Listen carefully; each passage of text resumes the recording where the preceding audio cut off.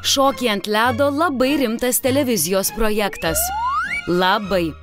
Tačiau net ir čia pasitaikydavo vienas kitas juokelis, priverčianti žiūrovą šyptelėti ar netgi plyšti pilvuką iš juoko. Per 2 mėnesius buvo visko. Ir įkaušusių dalyvių, ir apsinuoginusių žvaigždžių, ir smagių varžybų. Stumiam, ir paleidžiam.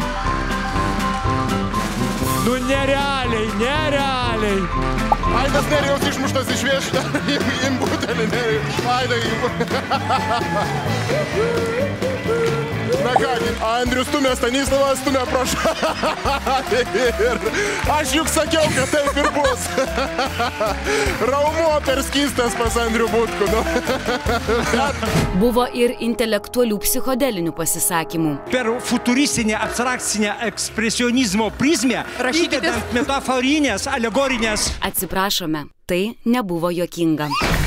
Kaip bebūtų, visų labiausiai savo humoro jausmu ir aštriais pasisakymais sužibėjo, na kasgi dar, komisijos narė Asta Baukutė. Natūralu, juk ji auksinio scenos kryžiaus laureatė. Jūs naudokitės manim, kol aš gyva, žinote, naudokitės. Pasinaudojome. Come out, baby.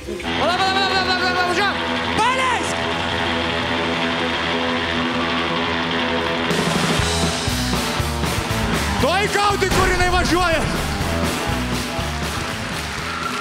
Būkit gera, pažadėkit man, kad duosit bent 4,5 balą. Aš jums neduosiu.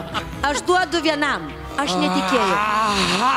O, jis dar gali! Mano vyras gali! Atsargiau, tai yra 4 vaikų motina. Kuo dar mus nustebins Asta Baukutė, o gal ir kiti komisijos nariai, pamatysime netrukus.